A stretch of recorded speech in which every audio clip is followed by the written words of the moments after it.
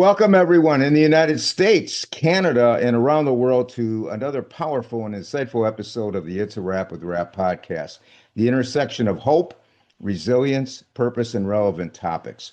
This is the podcast where we bring you conversations with authors, innovators, thinkers, and leaders who inspire us to live better, think deeper, and grow stronger. I am your host, Ron Rappaport.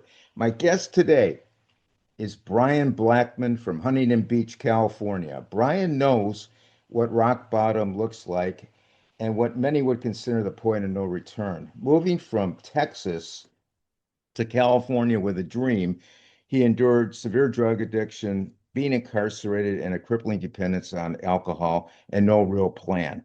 Spending hundreds of days homeless, sleeping in tents on Venice Beach or in his car, he was losing everything. This was the kind of darkness most people don't come back from. Bryan chose differently, one day at a time, and rebuilt his life from nothing into something real.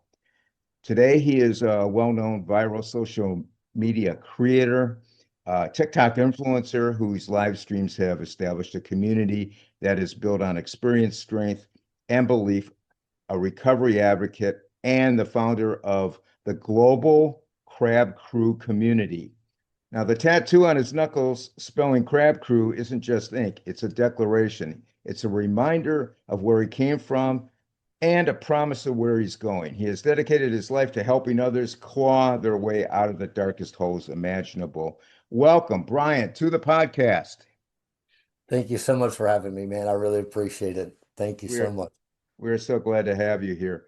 It's a real honor.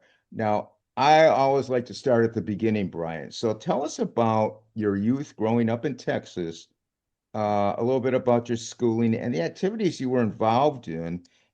And along the way, tell us when substance use entered your life and why. All right, I can do that. I Okay. I grew up in an amazing family, an extremely loving, caring, provided for. Um, my families are really tight-knit, close family. I grew up in a old school Southern Baptist Christian home. I come from a family that my immediate family, none of them were alcoholics or drug addicts, and grew up in a middle class family. School was always rough for me. I didn't like it too much, and I was always the class clown. I just from a young age, I just never felt comfortable in my own skin. I always struggled with feeling like I belonged anywhere, I guess. Yeah. I got along with everybody and could morph into any group in school, but on the inside, I was always struggling with emotions. They ran really high, and I didn't know how to deal with it. And when I look back on it now, that's what I've come to understand what was going on with me. I didn't really understand it then. I just knew that I was like this ball of like I just had to, Yeah. you Yeah. know, stir crazy on the inside, and drugs and alcohol filled that from a young age. Yeah.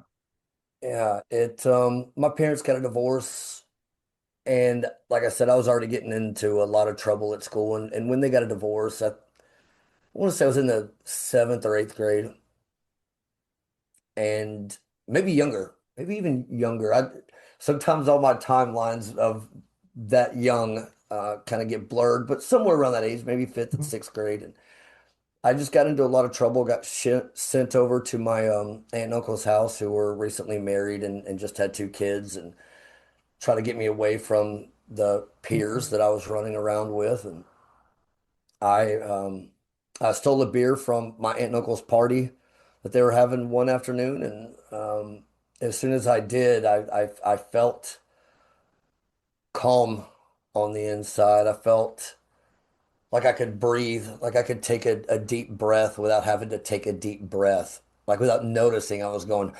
I mean, it just went. So it quieted your emotions. It did indeed, yes, sir. I didn't understand to the full extent of what was happening. Right. I did just know that, oh wow, this is something that helps, Yeah. you know.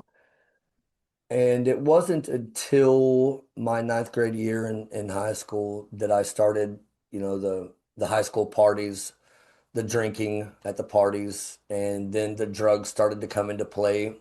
In the ninth grade, I was already doing coke and acid and mushrooms and Vicodin, Xanax, Adderalls. I mean, not Adderalls. Back then, it was a different thing. You could get these little pills off the gas station counter, and they would speed you up really bad. I mean, we were taking anything and everything that we could get our hands on, and it it just did something to me that allowed me to feel not as hard. Yeah. And I guess the ramifications of taking it probably never entered your mind until, later on when you got older, I would assume. Yeah, that's so true.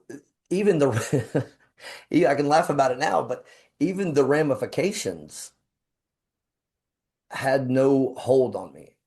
Right. The rehabs, the jails, the 2 years of almost 2 years of prison that I did, it I look at the prison thing that happened as a blessing in disguise because at that moment when I got in all that trouble, I was really not too far away from either being dead or being in prison for much longer than what ended up happening. So as awful as it was, it took me years later. I got out when I was 30, I went in when I was 28, and it was much later that I realized that, the way I was looking at it was, oh, F this, that happened to me, poor me, blah, blah, blah, blah. Yeah. Like I said, it was much later that I saw it as a blessing in disguise and realized that, I was bound for one of those two. Yeah. It's like we say on this podcast, people can always say, well, why is this happening to me? But if you start saying, why is this happening for me?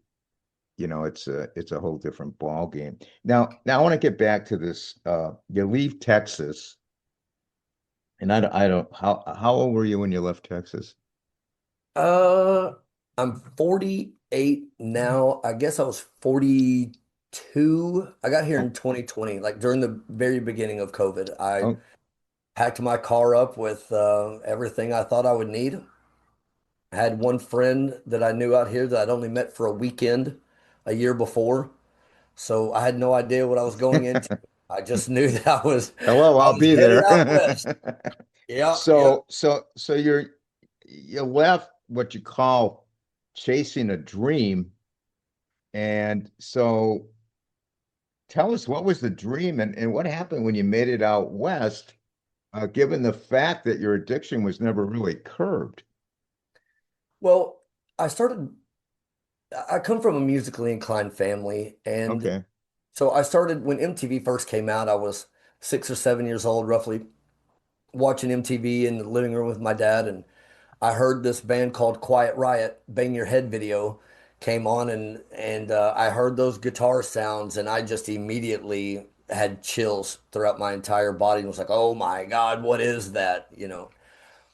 After the video was over, I remember looking at my dad and saying, "I want a guitar like now. That's what I want to do." And my dad told me at that time, "It's a pipe dream. One in a million make it, and you'll never make it. So let's just figure something else out." Well, that started. I didn't learn this or figure this out exactly until I got sober and started really taking a deep dive into my history. Yeah. But that moment planted a seed in me without me knowing that, then I started seeing the Motley Crue, the Guns N' Roses, the Poison, all these guys are running the Sunset Strip in Los Angeles. And I was like, oh, oh, one of these days, my friend, that's where I'm headed. And I am Yeah. going to live out the sex, drugs, and rock and roll lifestyle. I started playing guitar in local bands around Dallas my whole life. And that's exactly what I did, man. I lived that lifestyle to the threshold of, like I said, being in prison for a long time or dead. And man, I got out of prison and started working for my aunt and uncle's mobile lab and X-ray company, and was doing that for 5 or 6 years, and then all of a sudden had this desire to go get a degree in audio and video production. So I enrolled into the Art Institute of Dallas, doing some really bad things. I After I got off the parole part of it, I started my methamphetamines and drinking back up immediately. And so I was eating a lot of pills. I was getting these prescriptions from doctors, and I was I would get up out of class and go to the stall in the bathroom and smoke meth in the bathroom and go back to class. I mean, that was how crazy and just out of control I was. But let me And ask you a question. Yeah, yes, I just got a question. These rehab centers that you obviously went to, bunch uh, of them. I'm sure more than one, yeah. Um, do they work for most people or Not that I've noticed. really? And Yeah. the Or is this reason I mean we're gonna go I got some more questions for you and we're gonna get to it, but I mean it seems like you really have to want to do it yourself. that's Y- it. Yeah, It's as simple as that.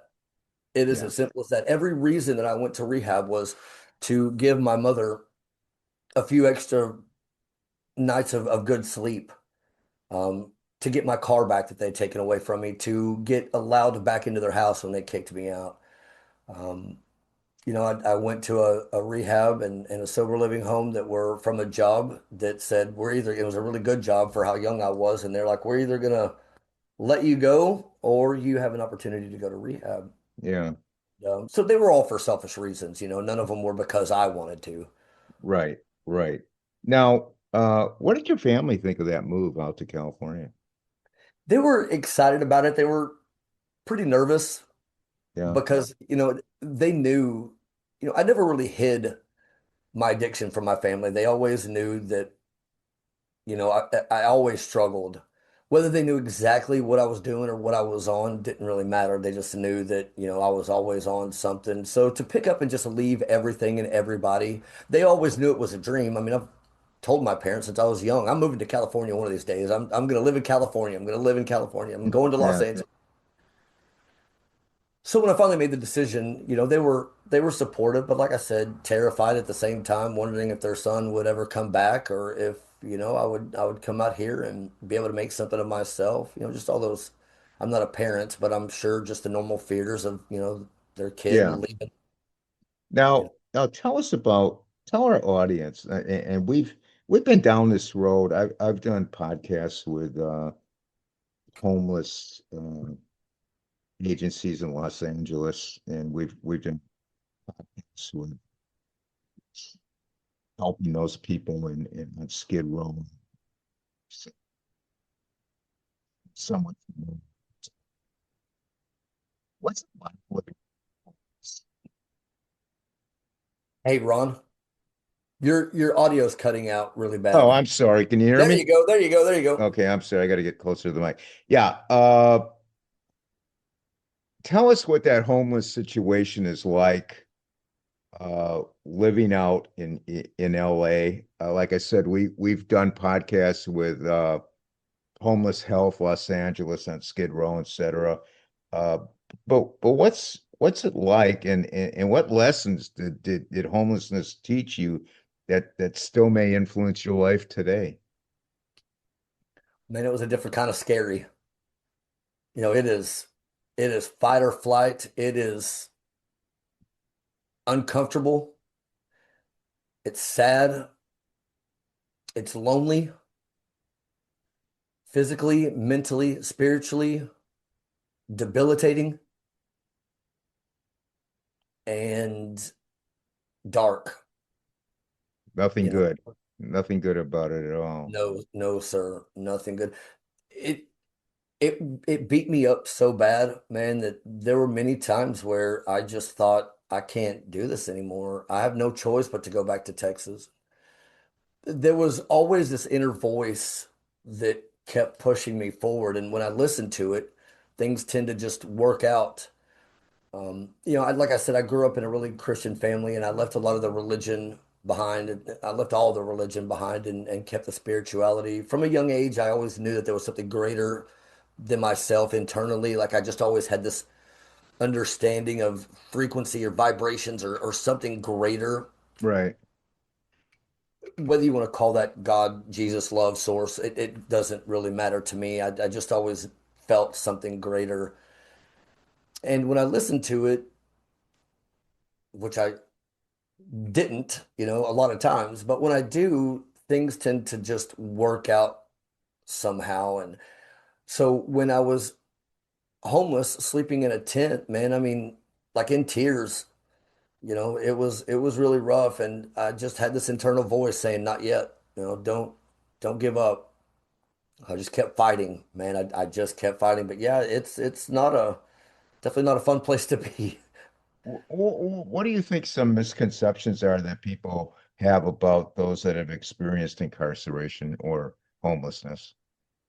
Well, I found that a lot of times people assume that you may have come from a family that, either struggled or are drug and alcohol family members, or that they were brought up in this, just horrific, horrible lifestyle, I guess. Yeah. And that's not always true, especially when I moved here during COVID.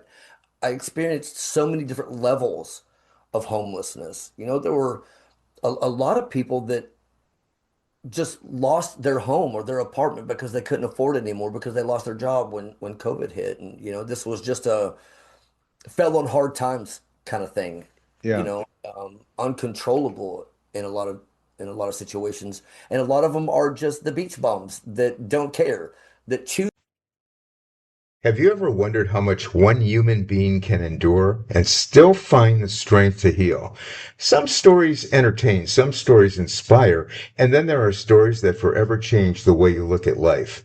The Betrayal of Sanity, a memoir of trauma resilience by S.K. Klein, is one of those extraordinary books.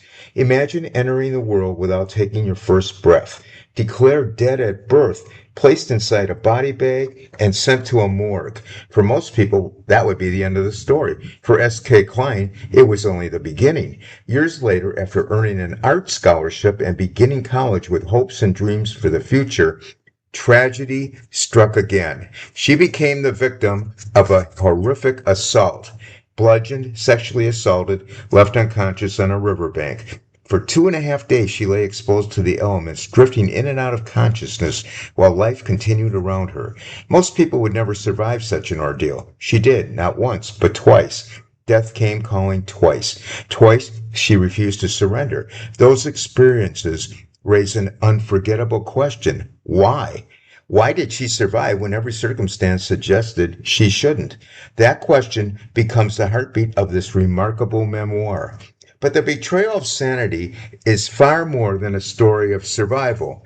It is a profound exploration of healing. Rather than allowing unimaginable trauma to define the rest of her life, S.K. Klein chose an entirely different path, a path many people struggle to understand, a path that required tremendous courage. Instead of remaining trapped in anger, bitterness, or despair, she chose healing. She chose restoration.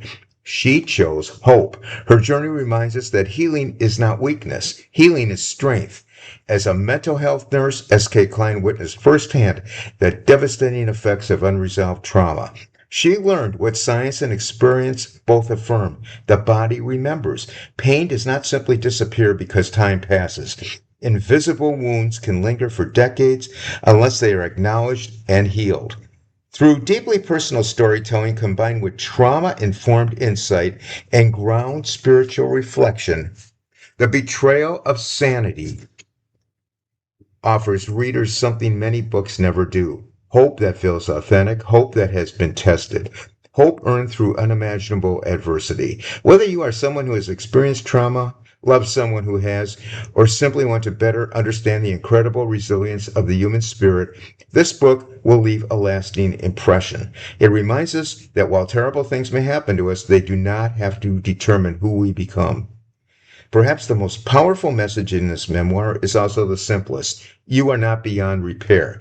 Those words are not empty encouragement. They come from someone who has lived through experiences few could imagine and emerged with wisdom, compassion, and purpose.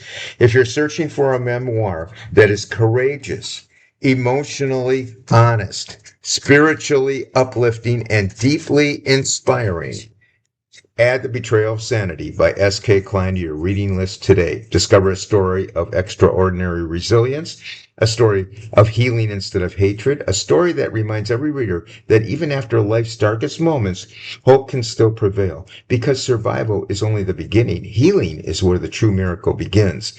Available now on Amazon in hardcover, paperback, and Kindle formats. Is that lifestyle. And then they're the drug and alcoholics and um, it for all walks of life. All walks of life. And I think that the biggest misconception is probably thinking that people come from families that are designed that way or that lived that way or that's what they came up from. And that's just definitely not always the case. So tell us, Bryan, what was the moment that sparked you to stop your path of self-destruction? What was the moment? I was 922 days ago, 2 years, 6 months, and 20 days, I think it is exactly. I was I woke up one morning, man, and something hit different when I looked in the mirror. I was brushing my teeth and the reflection that came back to me in that mirror was one of desperation and weariness, dark, lost, hopeless feeling. My eyes were just sunk into my skull. My face looked depleted. It looked dehydrated. My body was just almost withering away in a sense. It wasn't flattering. All that chaos and all that noise that your brain has going on or that your heart may have going on or all those voices inside your head at any given moment in time got really quiet. Okay. Everything got super quiet, like overwhelmingly quiet. And I heard four words ring through my entire spirit. And all I heard was, "You are worth it." Again, call it God, call it love, call it source, creator, whatever you want to call it. But something was speaking to me again. I started thinking, Am I? Am I really? What am I worthy of? I didn't have any answers. I didn't know the answer to that question. I didn't even know where to begin, so to speak, at that moment. I just had this flash of the way that I've lived my life prior to this moment. Yeah. And if given another 20, 30, 40 years, do I want to look back and say, man, I wasted it all? Let's let's see what could possibly happen if I do. And at that time, I was already trying to get sober from a couple of different things that had happened in my life from a couple of people that I met, one in particular.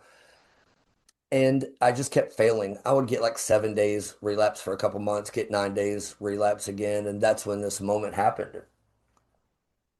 It it it it didn't scare me.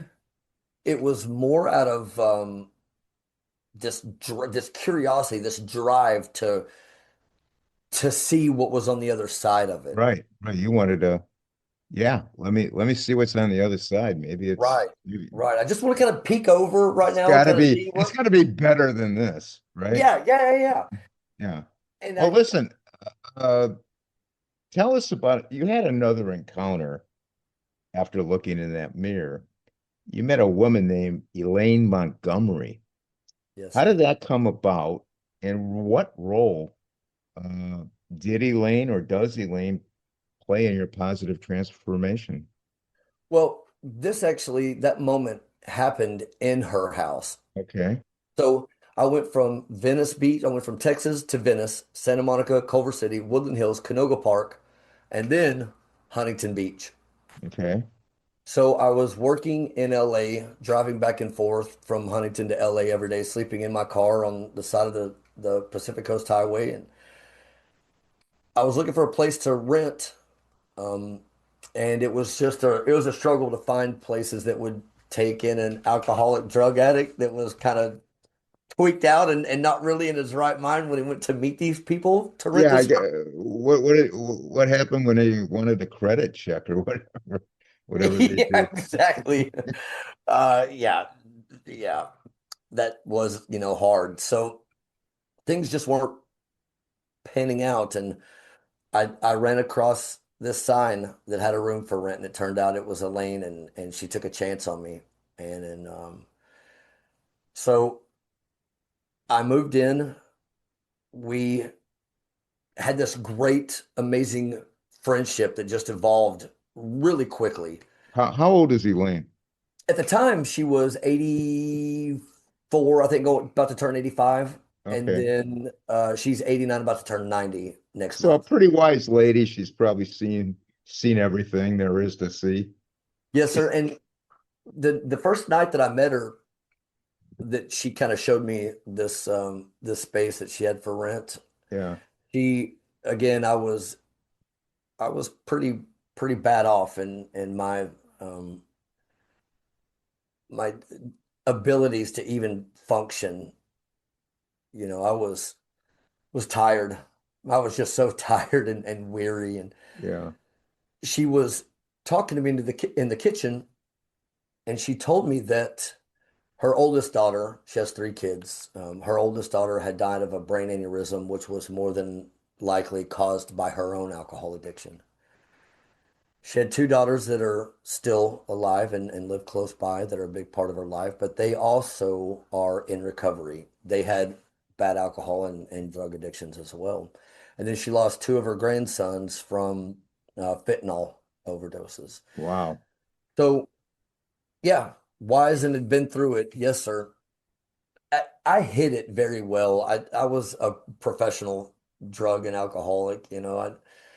I've been doing it for so long, and I just masked it. You know, I- she couldn't really tell. And I've asked her so many times, how did you not know? And she just said, you just hit it really well. Wow. But that was also a lot of sneaking around, saying hi, bye, kind of Yeah. getting upstairs, going downstairs, leaving. And Yeah. even though we spent time together, um, I guess I just knew how to control my my functions. It was more of the internal struggle that I was really dealing with. I mean, the external looked pretty bad, but the internal was what was really tearing me apart. So yeah, I mean, it was about a year and a half into me living here where when I had that moment of looking in the mirror, and she just, I started going through withdrawals and excluded myself from her, and I stayed upstairs, and I tried to get help and tried to get into a rehab, a sober living home. I did, and found out that the people that were there, a lot of them were already relapsing and bringing drugs and alcohol into this place. And I left, came back home, and I lied to her, and I told her that I was going on tour with a local band here in California and was going to be gone for 30 days while I was really at rehab. That's a good excuse. Yeah, Yeah. yeah, yeah. So 3 days later, I come walking in the door with my suitcases and like, what are you doing? I was like, well, the show got canceled. Things didn't work out. So I'm back Yeah. home. Yeah. So I went back upstairs and started my withdrawals. I'd already started them, but I knew that this was going to be a really long process. And So withdrawal, did you have any medication to help you? no, sir, I went cold turkey. Wow. Have you ever done that before? Not like this. No, sir. Yeah, that must have been No, horrible. every rehab that I've been in, the only times I went through a withdrawal like that was when I went to prison. I came off meth and alcohol pretty bad, but at that time I was partying hard, like really hard, and the withdrawals were god awful. But they would even um, give you medication in jail a little bit just to kind of calm you down, and but nothing quite like this. At this point, methamphetamines had started being cut with fentanyl. Yeah. And even though I knew I was doing it, I didn't know how much. Like I never got into fentanyl. That's just one drug that for whatever reason I was able to stay away from. But the meth I was smoking was cut with fentanyl. So the withdrawals from the alcohol, the pills, the meth, um, did something to me this time, and probably a lot worse at my age as well. It was, Yeah. I'm sure that was a huge factor in it. But man, it was truly, truly brutal. And about halfway through that, I knew that she was probably wondering why I wasn't around Yeah. and what I was going through. So I just risked it all, man, and I went down and told her the truth of what was really going on and who had been living here for the last year and a half, basically. Yeah. And her words back to me were, um, "I love you. You become family to me. I support you. I'm here for you. Go back upstairs and do whatever you need to do." And that's that's when I did exactly that, man. And 30 days later, I started going to meetings a couple weeks before, um, through this guy I met in a parking lot one time who I shared a conversation with over a Lamborghini, which is my favorite car. And um, Yeah. this guy Nice starts car. telling me that it was a gift of his sobriety. Wow. And I just gotten off work and was, heavily intoxicated and looked like I hadn't slept since 83. And it's Lamborghinis, like I said, are my favorite car. And this was just this beautiful blue and yellow Lamborghini. And we got to talking and he said, "Yeah, man, it's a gift of my sobriety." And that kind of started the initial, well, maybe I should be doing something different with my life. Yeah. Uh, Maybe the way I'm doing things aren't going to really get me a Lamborghini. So I understand you and Elaine uh did something with TikTok. What's that all Yes, about? sir. Yes, sir. I found this situation that I was in. You never know what this woman is going to say or do at any time. And I was already making TikTok videos, and at the time, my little niche was again twacked out and not in the best state of mind. But I worked in LA a lot, and so I would run from the LAPD helicopter. That was my thing. I would make all these crazy right and left turns and running through work, hiding in porta potties, just hiding behind bushes. All these at the time I thought were funny, silly things to create these fun little videos on TikTok. And when I moved in here, man, I just started filming our life together. And it kind of started getting a little bit of traction, not a whole lot, but it was kind of moving some numbers a little bit. And one day I was about 6 months into my sobriety. I made this one video of her hosing these guys off from the beach where she spent more time on their whats than she did any other part of their body. And man, I posted it and it hit in the millions pretty much within the next day. It already hit 1 million and Wow. it kept growing. And so I made a video of me explaining who I was and who this lady was, and then it went even more viral than that one. And I think the first one's at roughly 7 million now, the other one's at 14, and my entire TikTok account just started blowing up and people just started watching my videos. And so that's where it all started. So do you and I don't know much about TikTok, but do you Today, I'd like to introduce you to a remarkable memoir that reminds us that even life's darkest moments can become the beginning of an extraordinary new chapter. The book is The Good Kind of Cancer, Turning Pain into Purpose, One Day at a Time by Alicia Baca. Now, the title may surprise you. How could cancer possibly be the good kind? The answer isn't that cancer is good. It isn't. The good comes from what Alicia chose to do with one of the most frightening experiences imaginable. Instead of allowing fear, suffering, and uncertainty to define her life, she transformed them into courage, hope, compassion, and purpose. In this deeply personal memoir, Alicia shares her incredible journey through stage 2 thyroid cancer, multiple surgeries, including 2 tracheostomies, life-threatening medical complications, and moments when survival itself was uncertain. Yet, through every setback, she discovered strength she never knew she possessed and a renewed purpose for helping others. This isn't simply another cancer story. It's a story about resilience. It's about faith. It's about forgiveness. It's about rediscovering yourself after life changes forever. Whether you've personally battled cancer, cared for someone who has, or simply faced overwhelming adversity, Alicia's story speaks directly to the human spirit. One of the greatest strengths of this book is its honesty. Alicia doesn't pretend the journey was easy. She openly discusses fear, frustration, grief, medical challenges, and the emotional toll that accompanies serious illness. Yet, throughout every page runs an unmistakable thread of hope. She reminds readers that while we cannot always choose what happens to us, we can choose how we respond. For anyone currently facing cancer, for caregivers who often carry invisible burdens, for survivors searching for meaning, or for anyone navigating life's unexpected storms, this book offers encouragement that feels authentic because it comes from someone who has truly lived it. You'll laugh, you'll cry, you'll reflect, and perhaps most importantly, you'll come away believing that hope can survive even the darkest circumstances. It's more than a memoir. It's an invitation to view life's hardships through a different lens, not denying the pain, but discovering that purpose can emerge from it. If you're looking for a book that will encourage your heart, strengthen your resolve, and remind you that healing involves far more than medicine alone, this is a title you'll want on your reading list. Pick up your copy of The Good Kind of Cancer, turning pain into purpose one day at a time, and discover how one woman's journey through unimaginable hardship became a message of hope for us all. The book is available from Amazon in paperback and Kindle formats, and the author's contact information is listed for speaking engagements, media interviews, and review copies. Please reach out. Get remunerated for that?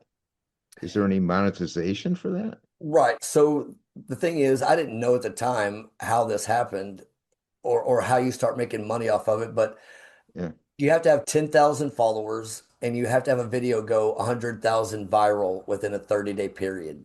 Okay. I had 4,200 followers, and if you get to 5,000 at the time, you could just do the TikTok shop, which she loves gardening. She loves new flowers and garden hoses and things like that. And all I was trying to do was get to 5,000 followers so I could start buying stuff off the TikTok shop and putting it on my page and, you know, making videos of us gardening and me helping out doing that. And so I kind of hit over that within just a few hours, and it got to a point where yes, after that happened, it became a way for me to monetize off Well, of it. that's Yes. good. That's good. So moving on, after you get sober, you decide you want to help others that are in the dark place you escaped from. And you created this concept for transformation and you named it Crab Crew Life. Now, for those who are trapped in a dark place, what's the core philosophy behind this concept of yours and why the name Crab Crew Life and what inspired you to create it?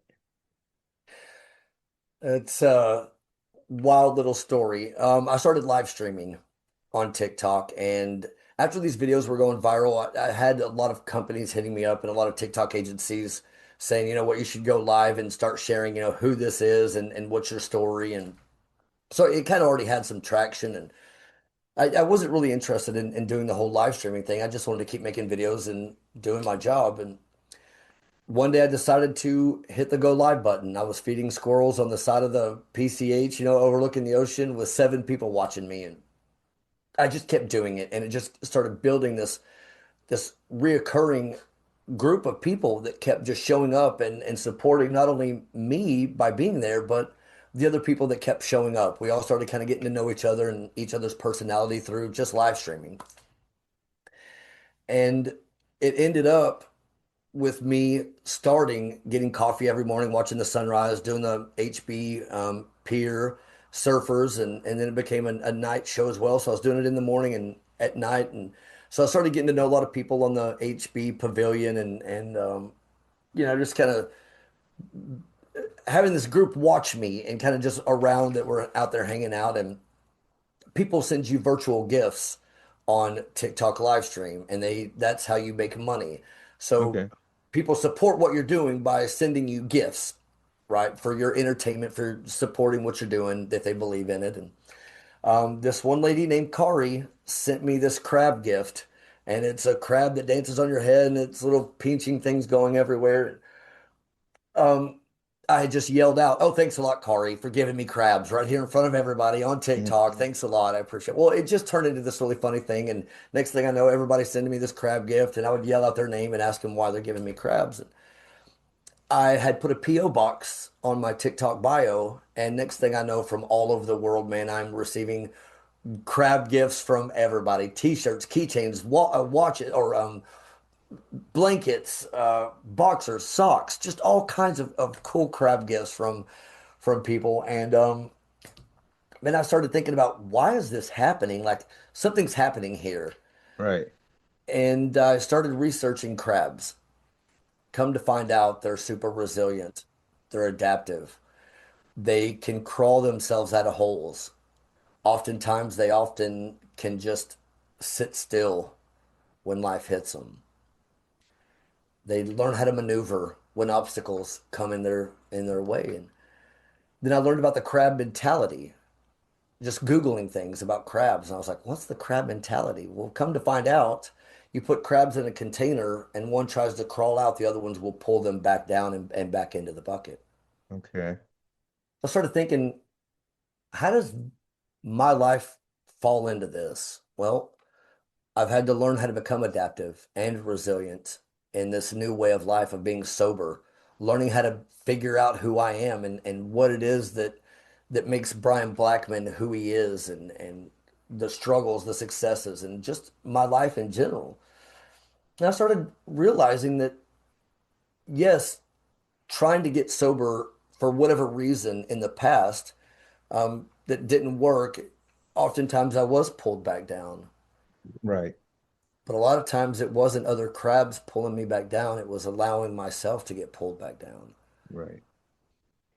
So I just, man, a pad and pen, and I just started writing all of this stuff out, and kind of just sketching my thoughts out. And I didn't realize that I'd been preparing for adaptability and resilience my whole life, being homeless, getting out of that situation, when life hits, how to get back up. And oftentimes just getting back up is all you need to do. You don't have to figure out the next move, or worry about what's going to happen. It's just about getting back up and learning how to adapt in any situation in life. And I realized that I'm pretty resourceful, man, and I've been learning how to adapt in the worst situations that by poor choices led me to. So I got down to thinking about all this, and I thought, well, what could I do with, like, maybe create some kind of pillars, if you will, that stood for this resilience and the adaptability. And so I just started writing out, what did I have to do first? And I had to get clean, right? I had to get Right. clean from not only just the drugs and alcohol, but I had to get clean in my mind, body, and spirit. I had to change completely from the inside out. Right. And the R for resilience, the A for adaptability, meaning, you can't control the storm, but you can always control your sail, right? And just adjusting your sail 1% can guide you into beauty, or it can guide you into a really, darker place. Right. Then the B for belief. And that's what I heard when I got sober, right? You're worth it. I had to believe that. And once I had it all on paper and started looking at it, well, the belief just landed on the bottom, which was the foundation that all of it stacked on top of. And I started believing and understanding that you can't build anything in life worthwhile on a shaky, rocky, sandy, flimsy foundation. You have to have a strong foundation. And that belief for me came to be that foundation that all of it stacked on top of. So that's how it was formed. So, do you think you made a lot of uh, daily perspectives uh, rather than trying to accomplish this right away? It takes a while. it's a change a small change every day, something like that. Absolutely. So I started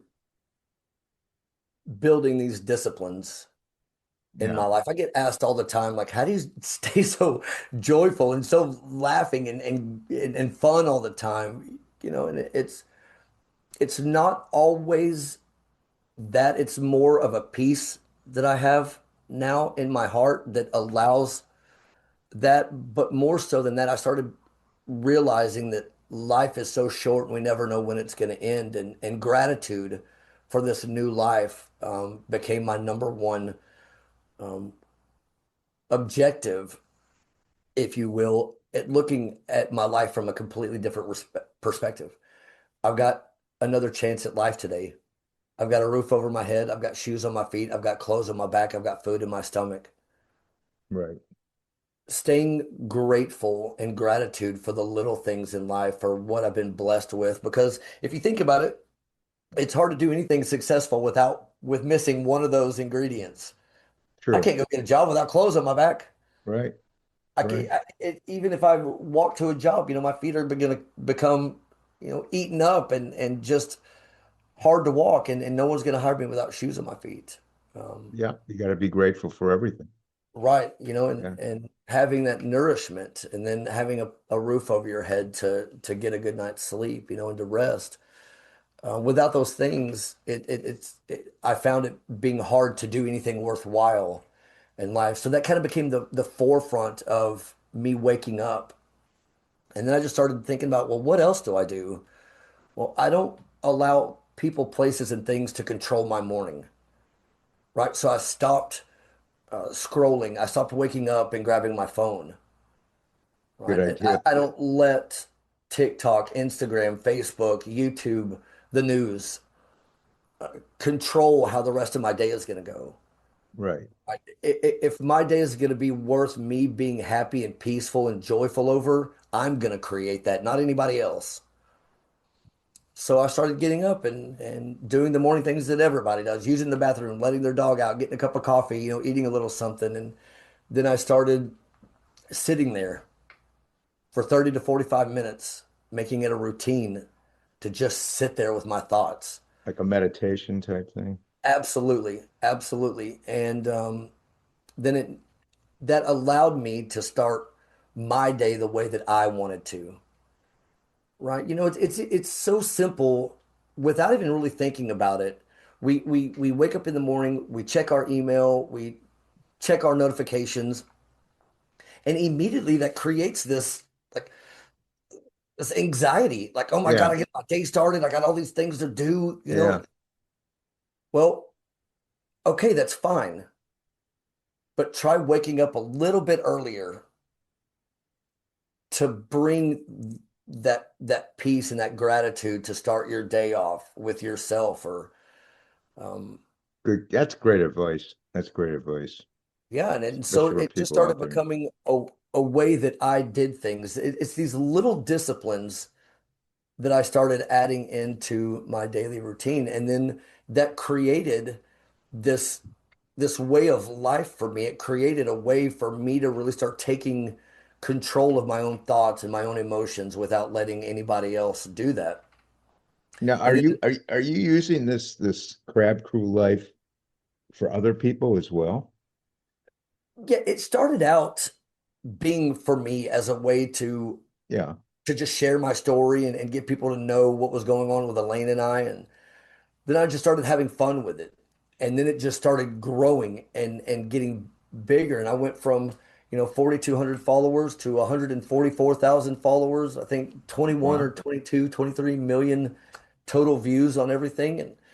And once I started seeing what the Crab Crew, it's not even a community anymore. It's gotten so far beyond that. It's like a family of a lot of people, bigger than I could have ever imagined. And it just keeps growing. And so I realized that, yes, it helps me do something outside of myself, and it helps me get my creative, artistic, just crazy mind going, and staying out of my own head for a Yeah. little while. But then it became something that was helping so many others by the emails and comments that I was getting and messages and DMs. And I started really understanding that this was guiding other people and allowing them to see their own life from a different That's got perspective. to make you feel awesome. You It, know, I mean, think about it. People are believing in your creation. but more importantly for me, it's watching them start to believe in themselves. Yeah, So the best way I can describe this is everybody's guilty of doom scrolling, whether that be for 10 minutes, 30 minutes, you look up, it's an hour later. yeah, And a lot of times I started feeling like this ick, feeling like, man, where did that hour go? What am I doing? I got other things to do. Like, what am I doing? But by the time you get done watching one of my videos, or if you're on one of my live streams for 2 hours, 30 minutes, an hour, if you laugh harder than you've laughed all day long, if you get off of my live stream and you go, man, I never thought about that perspective in my own life.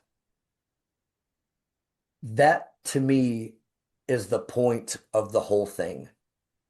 yeah, It makes you never know what somebody's going through. And a lot of times it can say, okay, there's 300 people watching me, but there's also people on the outside of that screen that actually haven't clicked into my live to show that they're there. They can still watch it from the outside. yeah. And I don't know how many people are watching from the outside, including the people that are in there. And it falls back to you just don't ever know what somebody's going through, man. And so if I can get up and it help me and it help other people, then it's a win-win all the way around, and it keeps me grateful for a purpose outside of myself. It's great.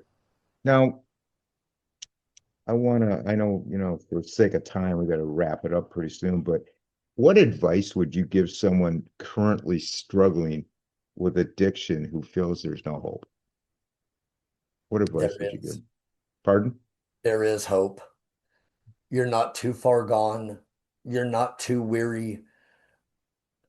The hardest part about that change, in my experience through all the rehabs, the jails, institutions, all of that, is I've never seen anybody succeed, including myself, that didn't make the decision to do it for themselves. You don't have to have this big pitch. I couldn't have planned this life if I sat down and asked God for it himself in the way that I saw it. I did believe with all of my heart that something greater could happen with my life. So it's just getting in front of a mirror, perhaps, and looking at your life. And if you have that one bit of inkling, thinking, man, I'm really struggling. I don't have any hope left. To me, that's your internal self saying, okay, I'm ready. Well, if you're ready, if you do it for yourself and you give it hell, it's not going to be easy. And if it were easy, everybody would just be doing it. Right. But I Yeah. can No, promise you it's worth it, and you are worth it. You're worth having so much joy and just overall peace in your life that it's like compound interest, right? Just that yeah. one decision, that next step that you take, that just even if it's just one step a day that you take, you'll look back 30 days, 60 days, 90 days, a year later, and you won't even recognize not only the person looking back at you in the mirror, but your surroundings, right? So as within, so without. What you put in is what you will get out. Very well put. What would you say to families trying to support a loved one battling addiction? Man, that is a great question. My mom used to tell me um that she didn't think I was going to make it, Yeah. right?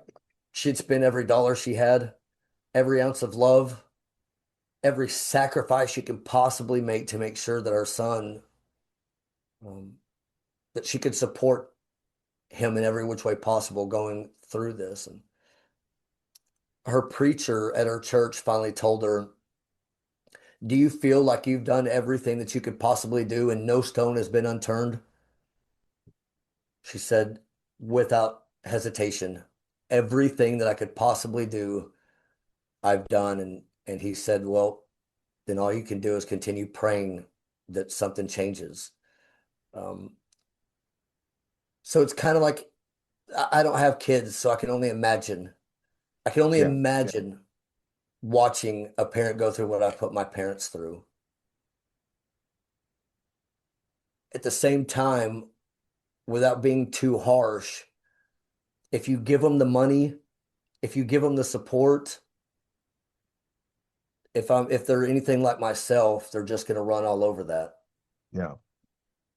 you know? So at some point, that word tough love comes out a lot, you know, and whether I believe that it's just strictly tough love or not, I don't know again because I don't have kids. Right. I just can imagine that you almost, in a sense, have to not give up, but you just Right. have to step back and just really, and I don't like the word hope either because that comes from a place of lack. So it's like this confusion of what do you do? I guess what you're saying is you have to help to an extent, and then after that, You can only do when so you see much, it's man. fruitless, you have to actually step back and take care of yourself. Right. Because if That you comes screw back your to you destroy yourself, you can't help anybody. exactly. And it comes back to that simple analogy. If you're on a plane and you've got a child and that plane starts going down, the oxygen mask drop. What do? Do you put the oxygen mask on your kid first or do you put it on yourself first? Well, a lot of people are going to say, "Oh, I'm going to put it on my kid to make sure the kid's okay." Well, if you're struggling and not getting air and stuff, you can't take care of your kids. So obviously you Right. put it on yourself so you can manage what's around you. So that's a tough one, and that really is. Yeah. It's a tough one for sure. Uh, Bryan, how can people follow you or contact you? Yeah, just go to crabcrewlife.com. All of my social media is there at the bottom.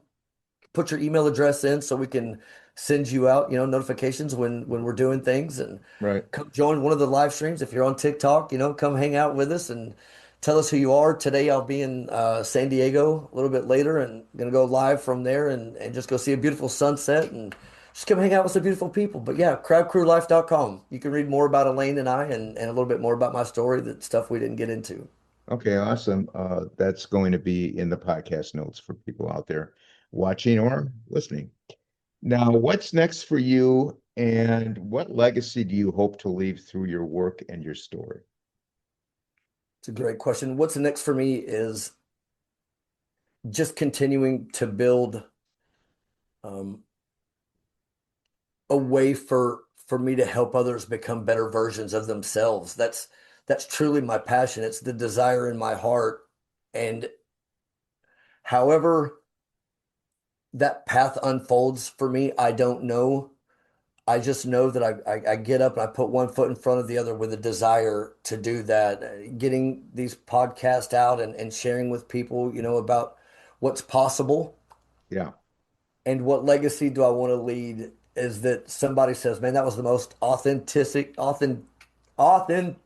having integrity, having joyful, peaceful person that truly enjoyed helping other people that I ever had the chance to know or come across. That if I were to die today, man, I hope that I trust that people will see that you know you can truly dig yourself out of the darkest moments of your life and have a light shine that you didn't even think was still there. great.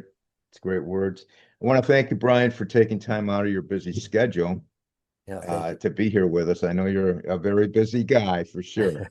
you. Your story is living proof that conquering what some would consider not possible is indeed possible. And you are a source of proof of that to hopefully countless people out there struggling.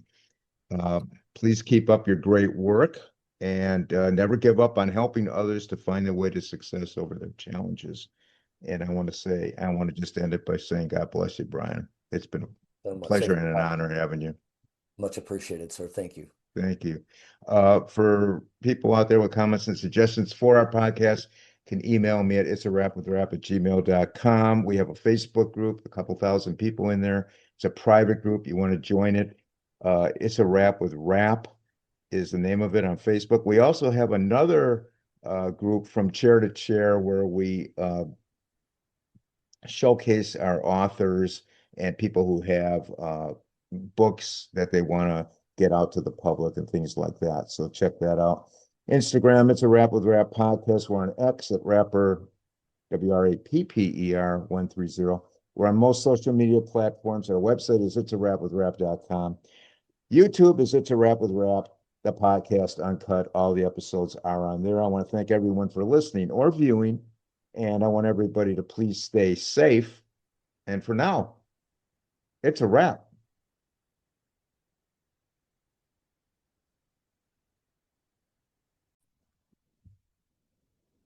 The podcast is so happy and proud to have Blue Sky CBD as one of our sponsors and supporters. At Blue Sky CBD, they know that the highest quality CBD starts from the seed. Blue Sky partners with sustainable, responsible farms for superior hemp plants to extract their CBD and other healthful phytonutrients.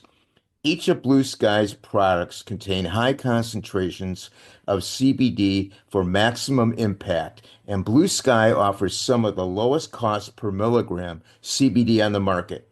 All Blue Sky's products are THC free and are tested by a third party laboratory for potency and purity. All this has made Blue Sky one of the only CBD brands trusted by healthcare professionals across the United States.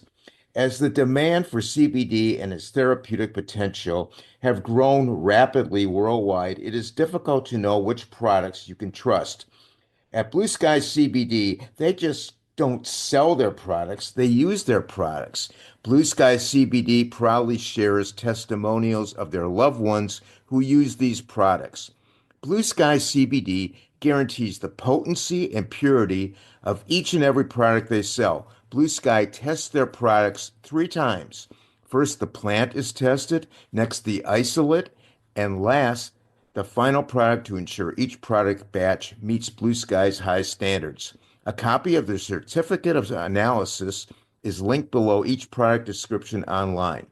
The Blue Sky CBD website contains client testimonials, including a case study for each testimonial from the people just like you regarding people dealing with severe anxiety and insomnia, high blood pressure, pain management, headache, rheumatoid arthritis and spondylitis, and endocrine balance. Blue Sky even makes the product Pet Love for our canine and feline family members.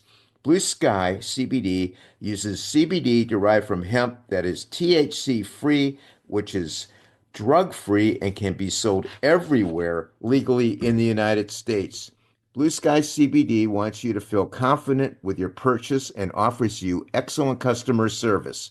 If you are not satisfied with their products, you may request a refund of the full purchase price within 30 days of the product received date. When ordering, please use the podcast link to receive 20% off your initial purchase. The link and website information will be listed in the podcast notes.